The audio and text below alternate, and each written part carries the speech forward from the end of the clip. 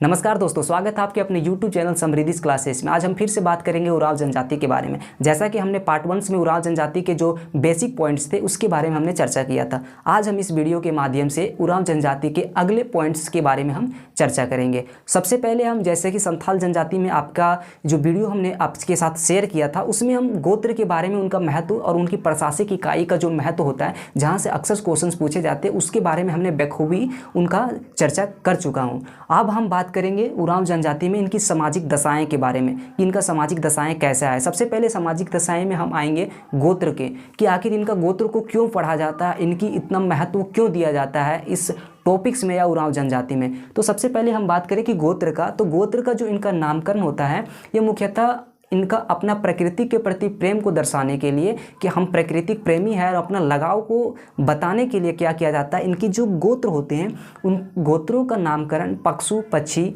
फूल पौधे के नाम पर रखा जाता है। तो इन फूल पौधों के नाम पे इनको प्रकृति के प्रति प्रेम को दर्शाने के लिए उन गोत्रों का इस तरह से नामकरण किया जाता है ताकि उनका जो अर्थ हो, हमारा प्राकृतिक से जो पशु पक्षी हैं, पेड़ पौधे हैं, फूल हैं, फल हैं, उनके तौर पे जो अर्थ हो उनका निकले, ताकि ये अपनी प्रेमता को दर्शा सके कि हम प्राकृतिक प्रेमी हैं, हमें प्रकृति से लगाव है। इसलिए इनका महत्व होता है, क्योंकि इनका गोत्र का जो नामकरण किया जाता है, हर एक गोत्र का नामकरण पशु, पक्षी, फल इत्यादियों के नाम पे रखा जाता है। जैसे हम एग्जाम्पल के तौर पे बताएं, इनमें गोत्र का एक नामकरण है टोपो।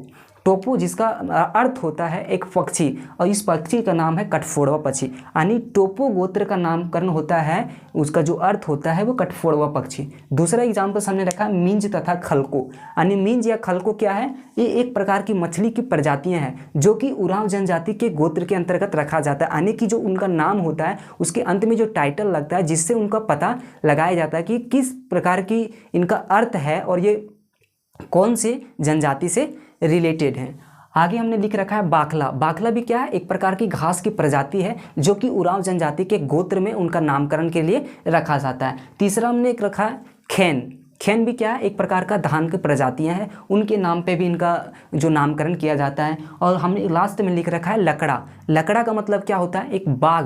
तो इनके नाम के पीछे जो होता है ये लगाया जाता है ताकि हम अपने उरांव जनजाति के बारे में अपनी जो विशेषताएं हैं वे लोगों के साथ शेयर कर सके, बता सके कि हमें प्रकृति के प्रति प्रेम है और हम प्रकृति के रखवाले हैं।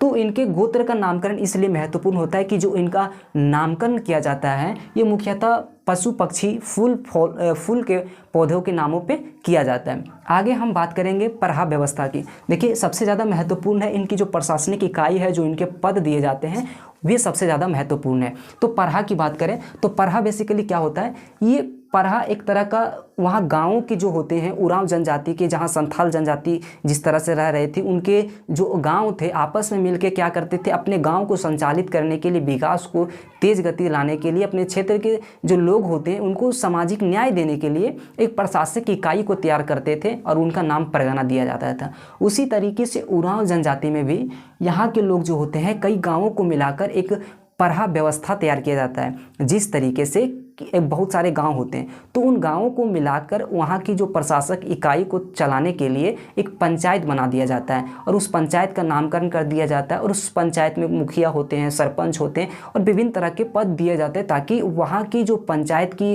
प्रशासनिक इकाइयां हैं उसको हम संचालित कर सके। उसी तरीके से उरांव जनजाति में क्या किया जाता है कि उरांव जनजाति के अंतर्गत जहाँ रहती है ना, निवास करती है, उस स्थान में एक जगह तो नहीं होंगे, वहाँ तो बहुत सारे गांव होंगे। तो उन गांवों को मिलाकर तैयार किया जाता है प्रशासक की इकाई कह सकते हैं, कि यानी कि वहाँ की व्यवस्था की जाती है सभी गांवों को मिलाकर। और जो गांवों को मिलाकर वहाँ का तैयार किया जाता है प्रशासक इकाई, तो उन्हीं का नाम दिया जाता है परहा व्यवस्था। ठीक ना, क्या याद रखना है कि परहा व्यवस्था क्या होता है, यानी उरांव जनजाति के अंतर्गत जो वहाँ के गांव होते हैं उसको आपस में मिलाकर तैयार की गई एक व्यवस्था या प्रशासनिक इकाइयों को क्या बोला जाता है, परहा। अब परहा का बात करें तो उरांव जनजाति विभिन्न क्षेत्रों में निवास करती है और विभिन्न क्षेत्रों में अगर बात करें एरिया वाइज तो वहाँ गांवों की संख्याएं भी भिन्न भिन्न होंगी।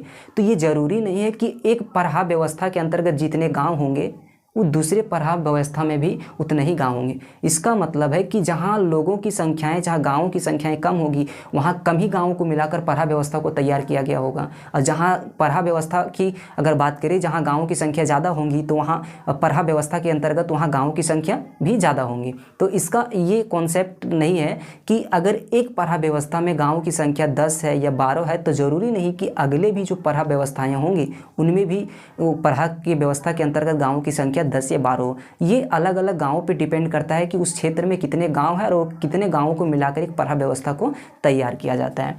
ठीक है, अब हम बात करेंगे। देखिए, सबसे पहली बात कि अगर पराह व्यवस्था तैयार किया जाता है, बहुत सारे गाँव, एक तो गाँव नहीं, बहुत सारे गाँवों को मिलाकर जो पराह व्यवस्था को तैयार किया गया, तो उस पराह व्यवस्था में विभिन्न प्रकार के गाँव हैं और हर गाँव की सामाजिक आर्थिक स्थितियाँ अलग होती है।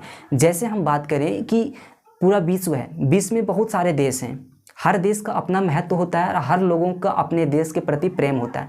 लेकिन अगर हम बात करें अमेरिका को, तो विश्व में बहुत सारे देश हैं, फिर भी अमेरिका को सुपर पावर क्यों बोला जाता है? कहीं ना कहीं उसके पीछे कारण है कि उनकी जो आर्थिक स्थितियां बेहतर है, वहाँ की इंफ्रास्ट्रक्चर बेहतर है, उनकी जो रक्षा क्षेत्र में जो उनकी तरक्कियां हैं वे ज़्यादा है, उनकी जीडीपी का जो ग्रोथ है वे ज़्यादातर है, वहाँ बड़े बड़े उद्योग स्थापित किए हुए हैं, जिस कारण से यानी कि अगर उसको सुपर पावर कहा जा रहा है तो उसके पीछे कहीं ना कहीं कारण हैं, बहुत सारे फैक्टर्स हैं जिस कारण से उसको वहाँ का यानी कि पूरे विश्व का सुपर पावर बोला जाता है। उसी तरीके से अगर पराह व्यवस्था में बहुत सारे गाँव हैं तो उन गाँवों में से जो सबसे महत्वपूर्ण गांव होता है, तो उन सबसे महत्वपूर्ण गाँव को यहाँ राजा गांव कहा जाता है। यानी कि जितने भी पराह व्यवस्था के अंतर्गत जो गांव होते हैं उनमें जो सबसे महत्वपूर्ण जो गांव होता है उसको क्या नाम रखा जाता है? राजा गांव कहा जाता है। राजा गांव के अतिरिक्त और भी उनके जो नाम दिए जाते हैं, जैसे कि दीवान गांव, पनेरी गांव, कोटवार गांव इत्यादि नामकरण भी मिलते हैं। और इनका नामकरण जो होता है, इनके देने के पीछे उनका अपना उद्देश्य होता है, अपना तर्क होता है कि किस कारण से वे देते हैं। लेकिन आपको याद क्या रखना है कि जो सबसे महत्वपूर्ण गाँव होता है उसको मुख्यतः राजा गांव के नाम से जाना जाता है। अब हम बात करेंगे कि आखिर ये पराह व्यवस्था को तैयार किया गया, वहाँ बहुत सारे गांवों को मिलाकर तैयार किया गया, तो इतने बड़े अगर इलाके को, इतने बड़े गांवों को मिलाकर वहाँ पराह व्यवस्था को तैयार किया गया, तो उस पराह व्यवस्था को संचालित करने के लिए कुछ लोगों की ज़रूरत होगी। और कोई भी लोग, इंडिविजुअल जो पर्सन्स होते हैं, वे जाके वहाँ पे किसी को कुछ बोल नहीं सकते, क्योंकि वहाँ सब लोग अपने आप में समानता चाहते हैं, ताकि हम भी, जितनी आपकी सहभागिता है उतनी हम भी उसमें अपनी सहभागिता को दर्शा सकें और लोगों की अपनी ओपिनियन जो होती है, अपना तर्क है, हम रख सकें। तो क्या किया जाता है, जो गांव के लोग होते हैं, जितने भी गांव की जो पराह व्यवस्था तैयार किया जाता है, उनमें अपने आप में क्या किया जाता है, एक बैठक की जाती है और बैठक करके उन गांवों में से 2-3 ऐसे पद रखे जाते हैं या व्यक्ति को चुने जाते हैं जो उस पराह व्यवस्था के अंतर्गत उस गांव के जितनी भी समस्याएं हैं उनके साथ उनका जो पद के अनुसार दे दिया जाता है उनका पद, और उस पद के अनुसार लोग उस पद के जो उनका पद दिया जाता है, उस पद की जो समस्याएं होती है, उस पद के रिलेटेड से वहाँ पे अब लोग अपने जाते हैं और अपनी समस्याओं को रखते हैं और उस समस्याओं का निदान किया जाता है। उसी तरीके से यहाँ पराह व्यवस्था में 3 पद दिया जाता है, और 3 पद कौन कौन है ये आपके लिए महत्वपूर्ण है, अक्सर क्वेश्चन पूछे जाते हैं। जैसे एक पहला पद जो दिया जाता है पराह राजा का, दूसरा है पाहन और तीसरा है महतो। ये 3 पद हैं और इन 3 पदों का क्या क्या काम है ये हम चर्चा करते हैं। जैसे सबसे पहले हमने बात रखा पराह राजा का। ये पराह राजा क्या होता है? ये पंचायत जो होता है वो पंचायत का सबसे प्रमुख व्यक्ति होता है, या उसको जो बोला जाता है पराह राजा। यानी पराह क्या है? ये पंचायत का प्रमुख होता है जिसे पराह राजा कहा जाता है। और ये पराह राजा का जो काम होता है ये मुख्यतः गाँवों में बैठक करवाना होता है। और इस पराह व्यवस्था के अंतर्गत जो है साल में कम से कम एक बार बैठक, जो ग्रीष्मकालीन ऋतु होती है उसमें पराह व्यवस्था के अंतर्गत बैठक की जाती है। दूसरा है पाहन। ये क्या है? पाहन भी एक तरह का पद दिया जाता है उरांव जनजाति के अंतर्गत, जिसमें से क्या है कि ये धार्मिक क्रियाकलापों का कार्य करता है। यानी कि जितनी भी धार्मिक से जो क्रियाकलाप होते हैं उन धार्मिक क्रियाकलापों का जो व्यवस्था होता है, उनकी जो पूजा पाठ होती है, ये जो सौंपा जाता है किनको? पाहन को। ये पद है बेसिकली जो इन पाहन को सौंपा जाता है जो धार्मिक क्रियाकलापों का काम करता है। आगे तीसरी है महतो। ये महतो क्या होता है? ये गाँव का व्यवस्थापक होता है। व्यवस्थापक कहने का मतलब कि पराह व्यवस्था के अंतर्गत एक गाँव नहीं है, इनमें गाँव की संख्याएँ कहीं 10 है, कहीं 12 है, कहीं 15 है, कहीं 17 है, कहीं 30 है। यानी हर पढ़ा व्यवस्था के अंतर्गत गाँवों की संख्याएं अलग अलग है। तो उन गाँवों को कोई ना कोई एक व्यक्ति चाहिए जो उन दोनों के बीच में संबंधों को स्थापित कर सके। जिस तरीके से कोई एक राष्ट्र होता है किसी दूसरे राष्ट्र से संबंध स्थापित करने के लिए अपने राजदूत को वहाँ भेजते हैं, ताकि हम अपने देश से उस देश के साथ अपने संबंध को बेहतर कर सकें। उस देश से भी इस देश में अपने वो राजदूत भेजते हैं ताकि इस देश से भी हम अपने संबंध को स्थापित कर सकें।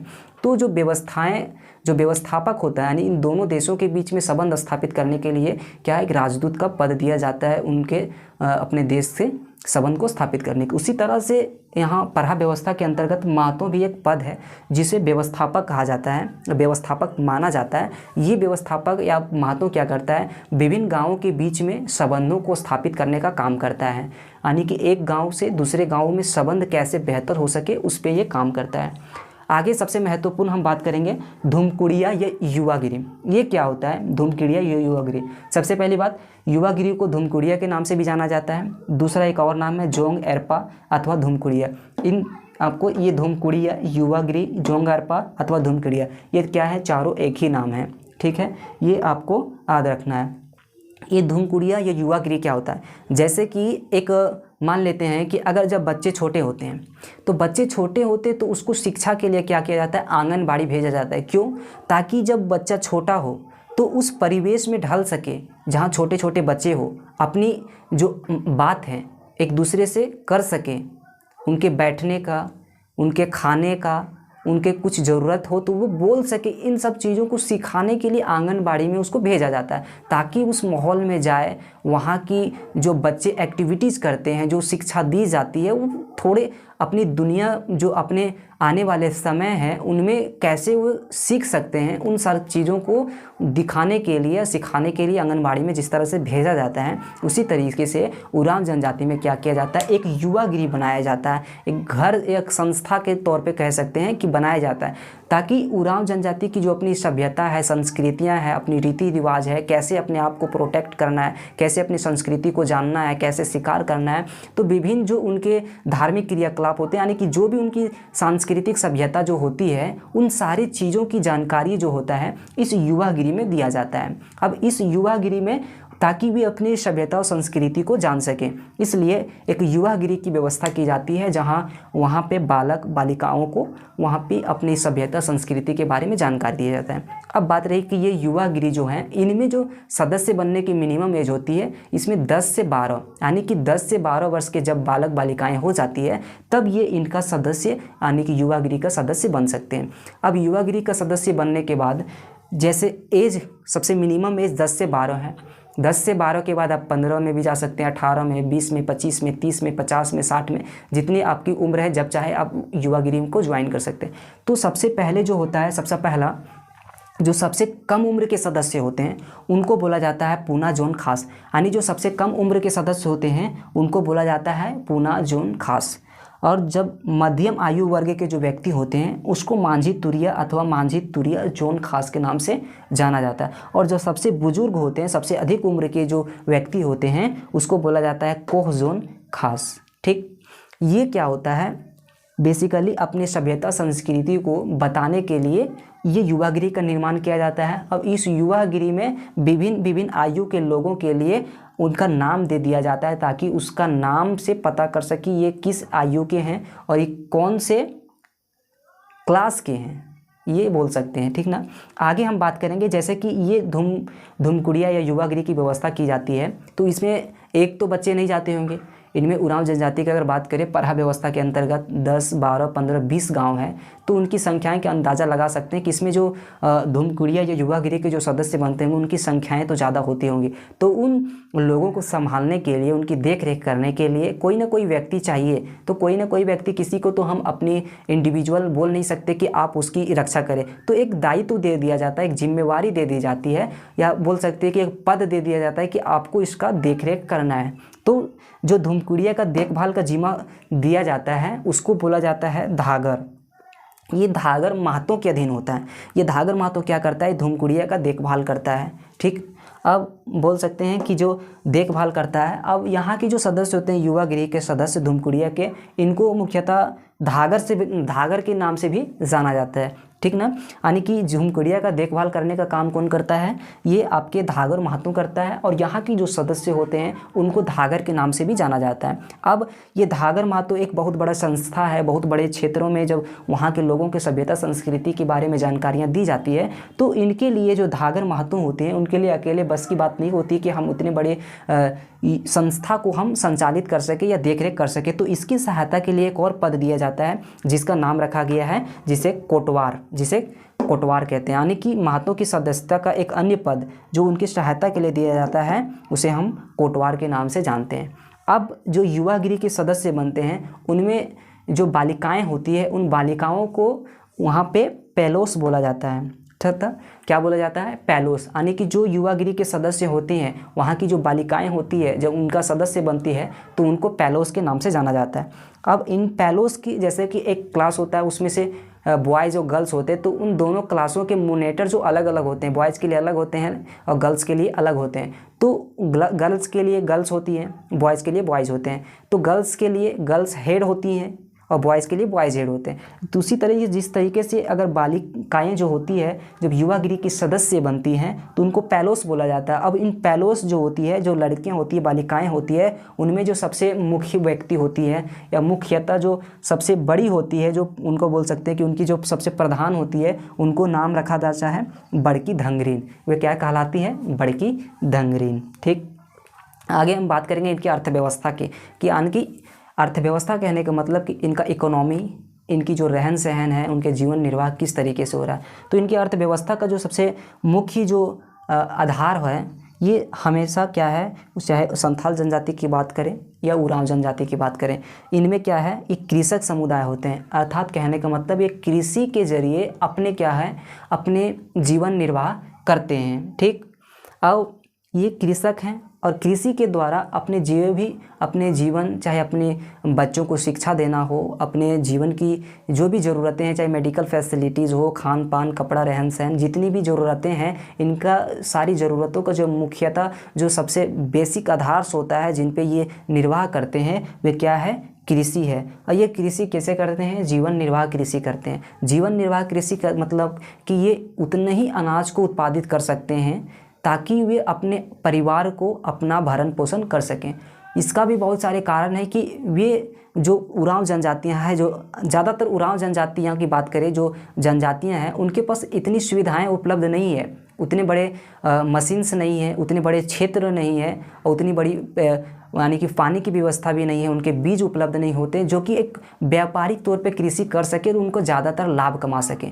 तो क्या होते हैं कि अपने बस जितने अपने परिवार के भरण पोषण के लिए, अपने जीवन को निर्वाह करने के लिए कृषि करते हैं। तो इनका जो मुख्यतः अर्थव्यवस्था की जो आधार होती है वे कृषि ही है। और कृषि के अलावा ये क्या करते हैं, जंगलों में कंद फूल, जो इनका फेवरेट फूल्स होते हैं, फल होते हैं, उनको इकट्ठा करते हैं। उनके इकट्ठा करने के बाद कृषि के साथ साथ क्या करते हैं, शिकार भी करते हैं। और शिकार के साथ साथ क्या करते हैं, शिकार करके अपने परिवार के भरण पोषण का ये काम करते हैं।